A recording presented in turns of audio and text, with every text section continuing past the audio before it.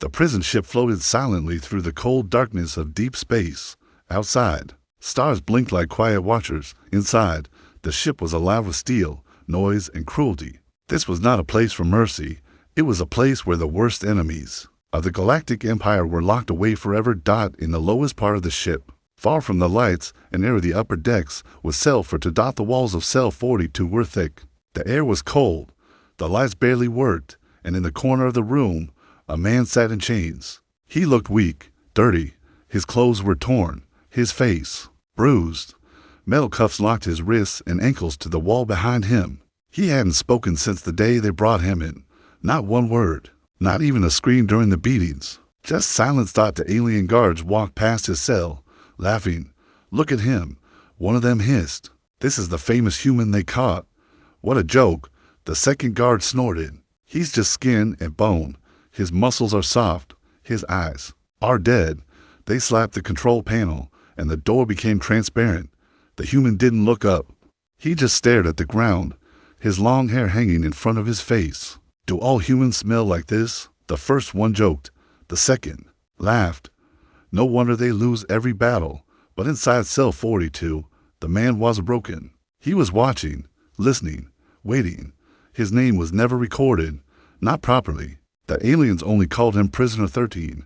But before this, on Earth, he had a name, a real one, a strong one, but he had buried it, like his past, like his pain. One of the guards slapped the door. "Hey, flesh bag, how does it feel to be in chains, huh?" Still no answer.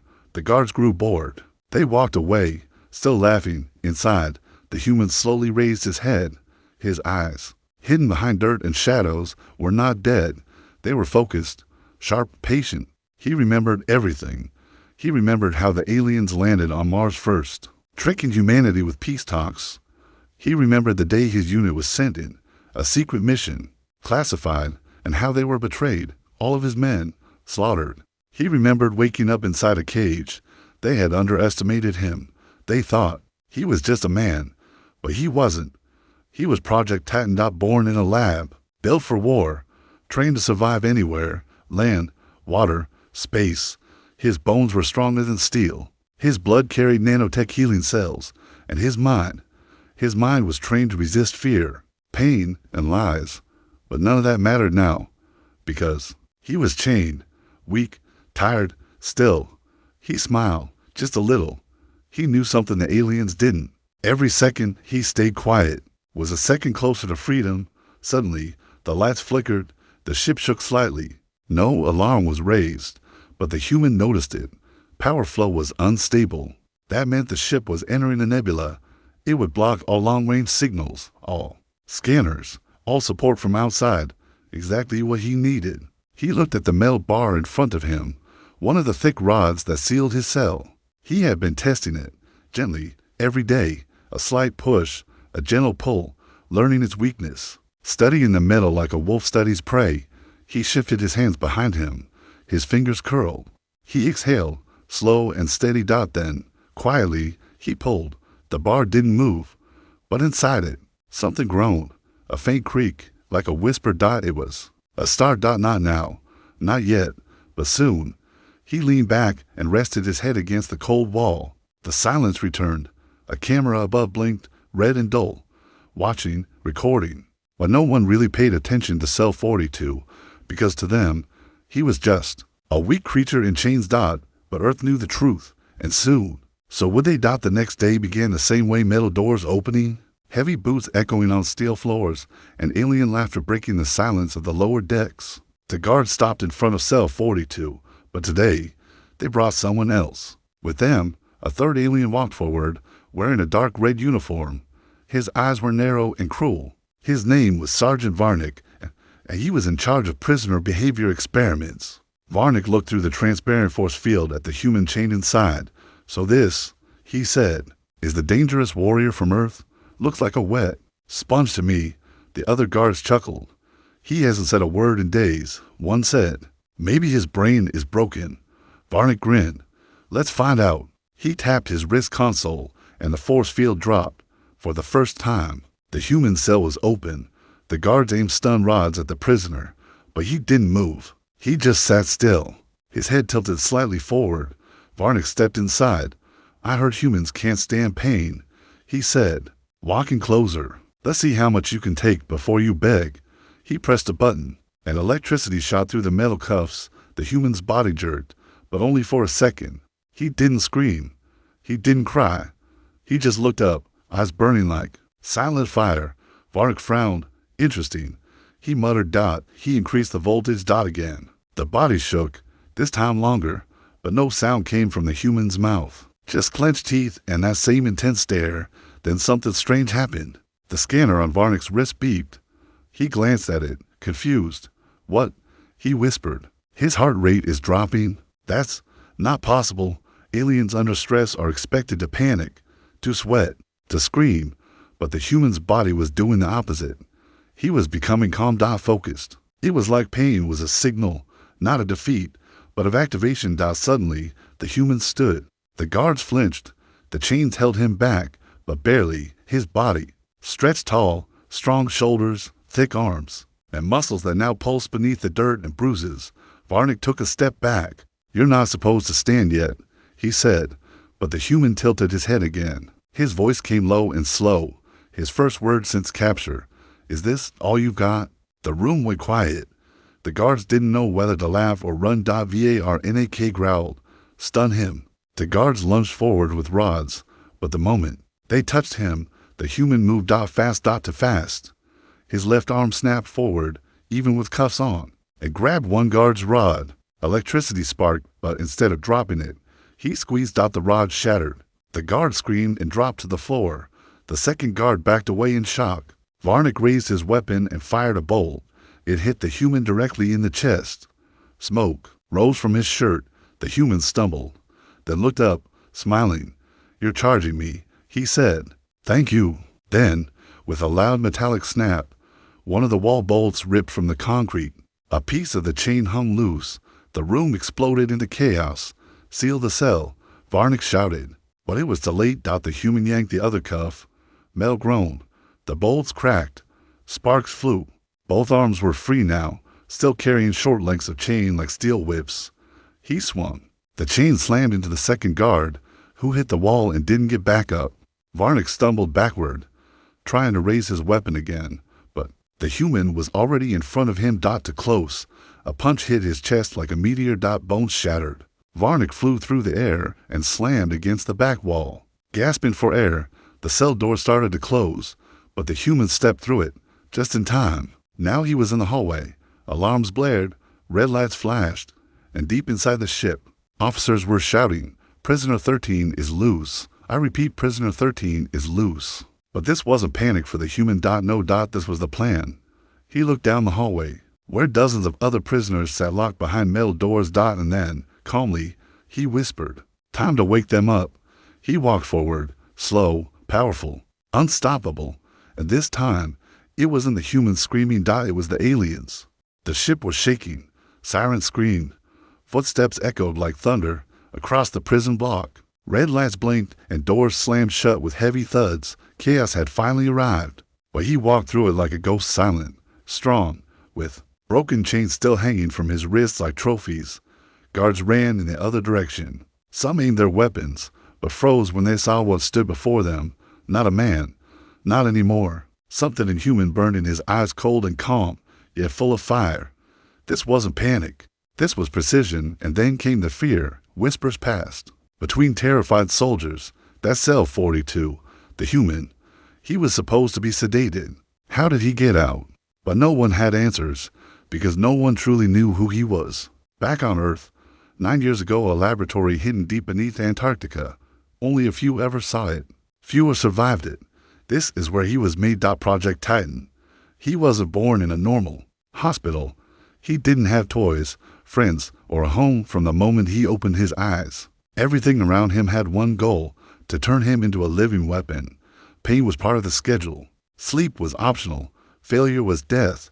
They broke his bones again and again just to rebuild them stronger. Injected nanotech into his bloodstream to speed healing, enhance strength, and harden muscle fibers. He was taught to think faster than any computer.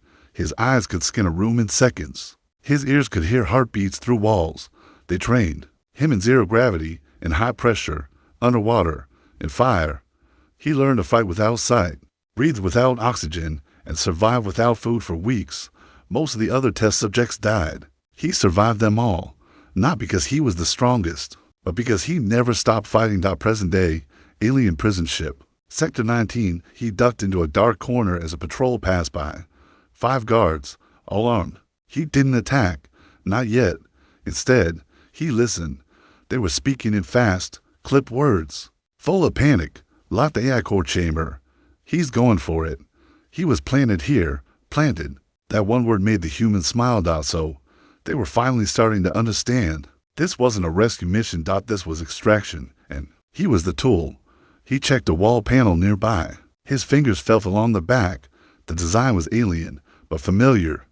He had studied their systems, learned their doors, codes, tech. Because Earth had been watching aliens long before the invasion started, a hidden port clicked open. Inside, a control wire blinked. He yanked it out. The lights above flickered. Somewhere, power rerouted. A small spark lit behind his eyes. Literally, the nanobots in his system connected. Now he had access. He could feel the ship's heart. He whispered into the darkness. Phase 1. Complete. He moved again, sliding through hallways, passing cell after cell. Prisoners, humans, alien rebels, and strange species he didn't recognize. Peered out through force fields. Some watched him with fear, some with hope. He stopped at a control station. The guards were there. They didn't have time to speak. He slammed one into the wall. The other tried to run, but the human threw a broken chain. It wrapped around the guard's neck like a whip. Silence returned. He hacked the terminal. And then, the cell doors across the block began to open. One by one. Sparks flew. Doors hissed. And prisoners gasped. He turned to them. No speeches. No promises. Just a quiet command. If you want to live, follow me. Some stepped forward. Some stayed back. It didn't matter. His path was clear, and it led to the AI core. The real reason he was here. Years ago, during the first wave of invasion, the aliens stole something from Earth. A prototype intelligence core. It wasn't just data. It was Earth's future. If the enemy learned how it worked, they could destroy everything. Every defense system. Every secret weapon. So Earth sent one man to get it back. Just one. And now, he was almost there. He reached the final hallway. A dozen guards stood in front of the vault door, all armed with plasma rifles. They didn't speak. They aimed. He walked forward. They fired. Smoke filled the hall. Sparks danced. But when the smoke cleared, he was still standing, clothes burned, skin bleeding, but eyes glowing. He tore a rifle from the hands of the nearest alien, broke it in half, and used the pieces like blades. The hallway turned red with blood. No mercy. No sound. Just precision. Just rage. Just him. And at the end of the corridor, a steel door, humming with power. Behind it, the core. He placed his hand on the scanner. The system rejected him. So he didn't argue. He punched the door. Once. Twice. 3 times. Each strike echoed like a hammer of war. And on the 4th blow, the door cracked. Metal screamed. The frame bent inward. And finally, with one last roar, he broke it open. The steel door lay in twisted pieces at his feet, smoke rising from its cracked edges. Behind it, the alien guards had hidden the treasure Earth wanted back, the stolen AI core. It glowed faintly inside a transparent cylinder, humming like a heartbeat. Blue lights ran through its surface, like veins carrying data instead of blood. He stepped inside slowly, silently, like a storm preparing to strike again. But he wasn't alone. The moment he entered the chamber, 8 armored aliens dropped down from above. Elite soldiers, taller, stronger, genetically enhanced by their own empire. Each wore black armor with blue lights pulsing through it, and all of them carried advanced pulse lances, weapons built for war, not capture. The lead one spoke. So, this is the Earth weapon.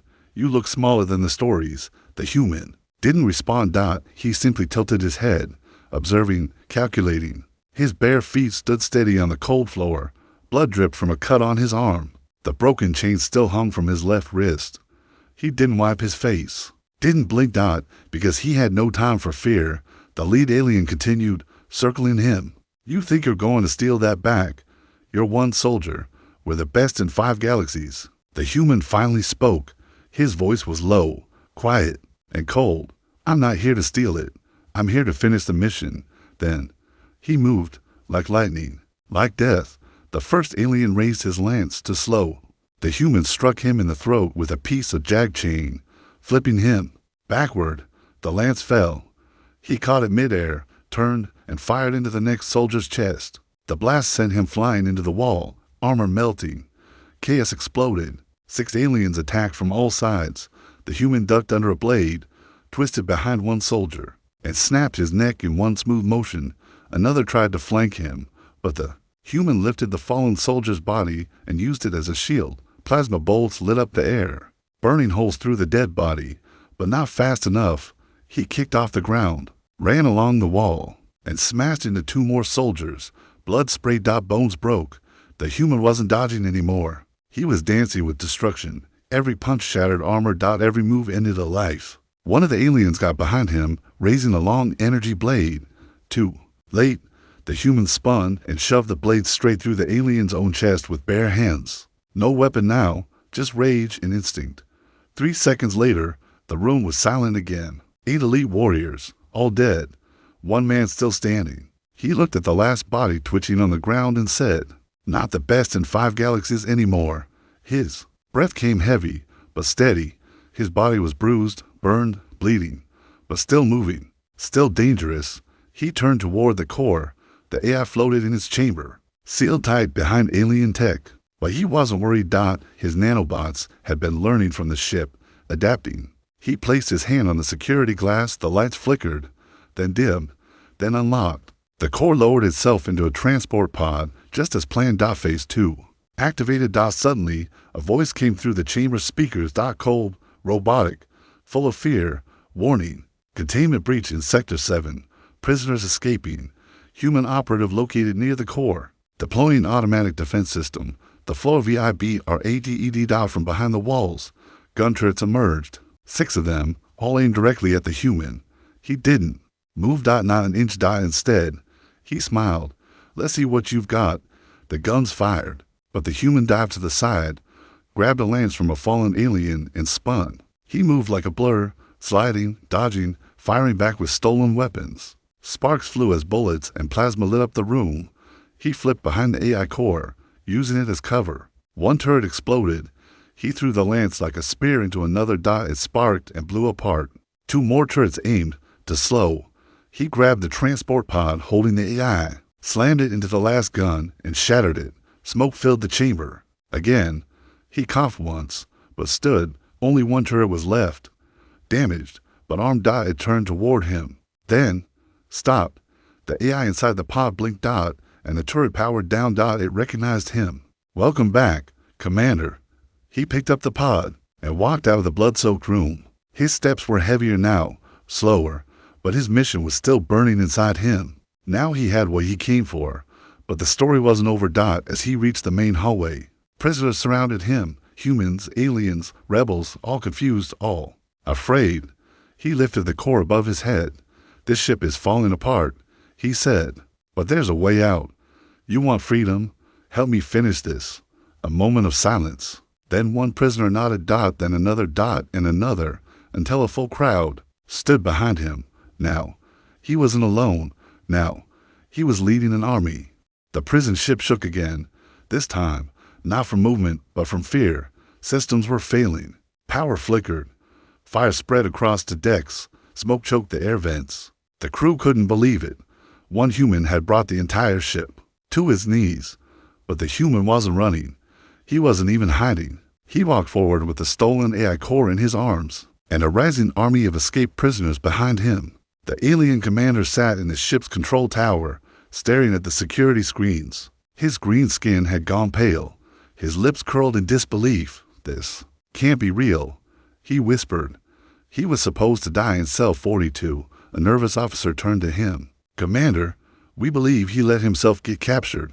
The room went cold. What? He wanted to be brought aboard. The AI core was never lost. It was bait, and we took it. The commander froze. That meant the human wasn't a victim. He was a delivery system, and now he was waking up the whole ship. Meanwhile, deep in the prison halls, the human led the group forward.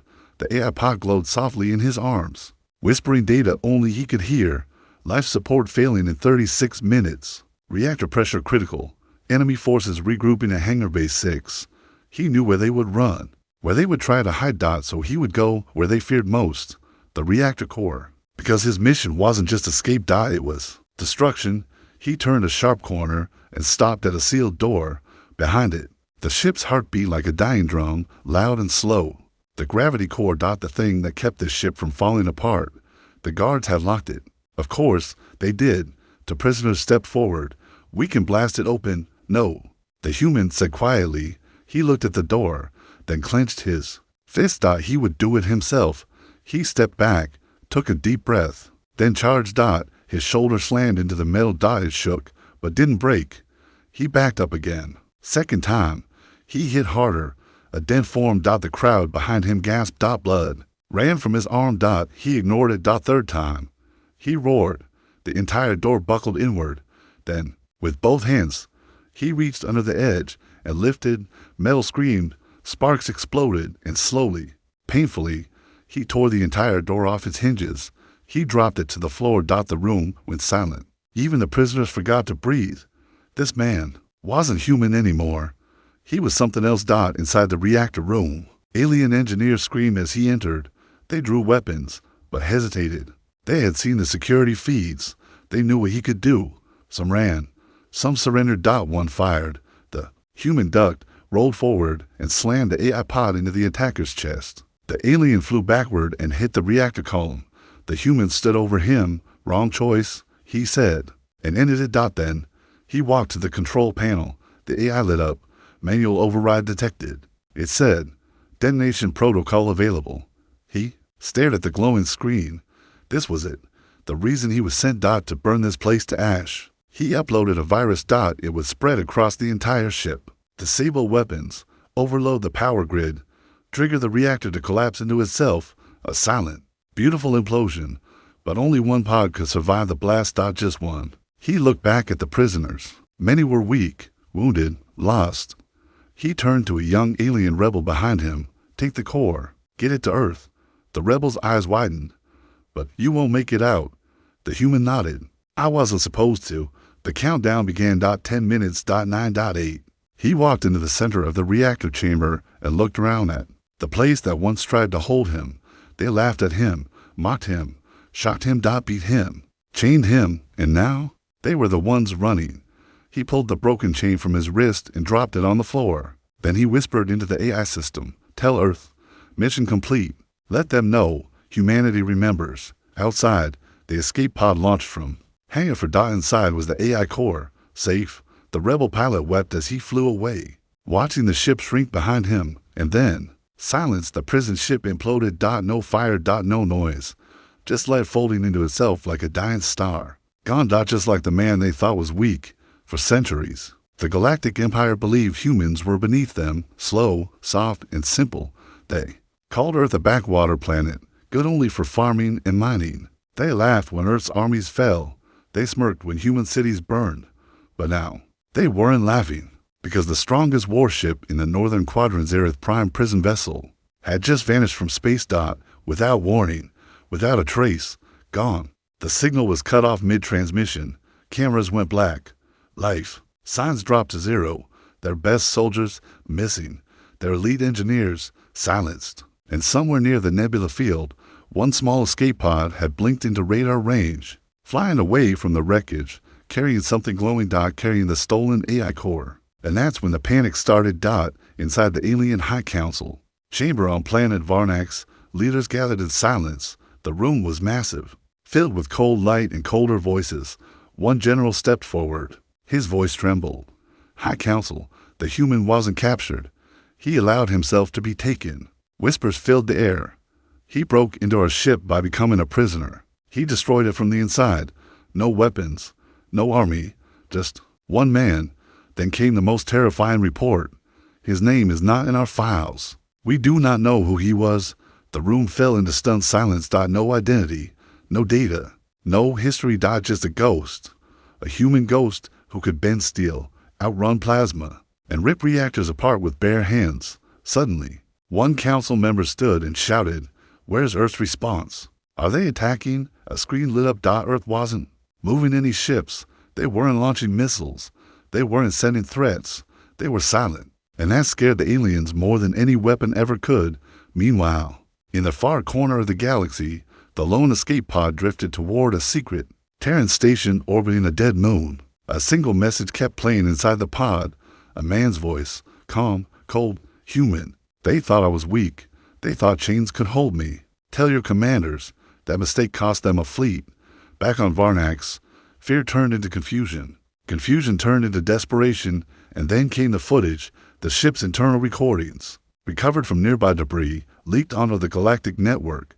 Billions watched. Aliens of all kinds stared at their screens as one by one they saw a human in chains, a human breaking the bars, a human defeating elite soldiers, a human tearing open reactor doors, a human smiling before destruction. No speeches, no politics, just action. And across the stars, something strange began to happen. Aliens began to whisper in fear. They're not weak. They sent only one. What if there are more? In backwater stations and pirate dens, once proud warriors began canceling raids on human colonies. Trade lords suddenly changed their routes to avoid Earth systems. Prison ships now ran extra scans before boarding human cargo. In dark corners of the galaxy, the words echoed like a storm. One human brought down a prison planet. What would 10 do? What if Earth's been hiding more like him? And while the galaxy ran in fear, Earth remained quiet. No parades, no announcements, no bragging, because that's how Earth wanted it. Let them wonder, let them fear. They would never know how many more Titans were waiting. In a secret bunker deep below Earth's surface, a woman in a white lab coat stared at a screen. The AI core had returned safely. Its glowing lights danced across the lab. A voice came through the speaker. Is he gone? Someone asked. The woman closed her eyes. Yes, she said. He completed his mission. A long silence. Then, shall we activate the next? The woman looked up at a long row of cryopods behind her. Each one held a body inside. Each body looked human, but wasn't quite. Stronger, smarter, silent. She touched the glass on pod 27. No, she said finally. Let the galaxy tremble. For a while, and out there, in the vast cold of space, across 1,000 star systems, aliens started to run. Not from a planet. Not from an army, but from a simple truth. Earth fights back, and Earth doesn't forget. The stars looked quiet again. The warship was gone. The escape pod had vanished into Earth's secret orbit. The screaming sirens of the galactic empire had faded into whispers. Space returned to silence, but the galaxy itself was not the same anymore. Because somewhere in the deep void between planets, a message began to spread. Not a warning, not a threat, but something far more terrifying. It was a recording. One voice, one man, one moment. It started with static. Then came the sound of footsteps on steel. Then a voice, calm, deep, human. You chained me, you beat me, you laughed at me, you called my species soft, weak, broken. You forgot one thing we remember. A pause, the sound of chains hitting the ground. Then, I am not the first, and I am not the last. We don't shout in anger. We don't beg for peace. We listen, we watch, we learn. And when we strike, we leave nothing behind. Another pause, then a final line, barely above a whisper. Send more chains. We'll bend them too. And then silence. The Galactic High Council panicked. They shut down the data stream, tried to erase the footage, but it was too late. The message had already been copied, saved, and shared across 1,000 planets. It became the most viewed video in galactic history. Even schoolchildren watched it and fell silent. Even battle-hardened generals stared at it and shivered, because this wasn't just a warning. It was a statement of fact. One human destroyed a fortress. One human broke a warship. One human stood against everything they had. And Earth never even sent reinforcements. What did that mean? What were they hiding? On the mining colony of Bravos 9, local guards tore down human wanted posters. They no longer dared to harass Terran traders. On the criminal world of Blex, alien smugglers paused all missions near Earth systems. We're not going anywhere near that planet, they said. Not since him. His name was never known. No ID, no code. Only a title whispered in fear. The man from Cell 42. But while the galaxy watched the skies, back on Earth, something was happening underground. In a quiet base buried under layers of ice and steel, scientists gathered around a chamber. Inside, the AI core glowed peacefully in its dock. It had begun uploading new data to Earth's mainframe, the data he risked everything to retrieve. A woman in uniform stood in front of the screen. Her name was Commander Reza. She was his handler, his mission lead, his final contact before he vanished into the black. She listened to the full message again. She didn't cry. She stood tall. Then she turned to the next chamber, the one marked with a single, blinking red light. Inside were blueprints, upgrades the AI had brought back more than just itself. It had unlocked enemy ship schematics, weapon data, and genetic experiments being performed by the Galactic Empire. And even worse, something darker. They weren't just studying Earth. They were planning something bigger. A second invasion, larger, smarter, and they had built weapons based on human biology.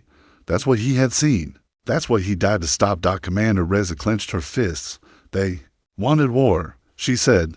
They'll get it. Somewhere in a quiet Terran academy, young cadets listened to the final part of his message, now played as part of Earth's military training, the last voice log, before he overloaded the core. His voice was quiet, calm, no fear. If you hear this, remember, we don't bow, we don't break, and when one of us falls, another rises. A long breath, then, I am Earth's reply, then static. Then light, then the ship was gone. Years later, statues were built, but not of his face, because no one knew it. They built statues of broken chains, of open prison doors, of one man standing against the impossible.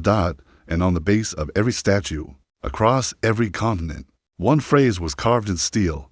They laughed at the human in chains until he bent the bars with his bare hands. And still, in the darkest corners of the galaxy, when a new captain dares to attack a human ship, when a greedy empire dares to land close to Earth, someone always whispers, be careful. They sent one last time. What if they send another?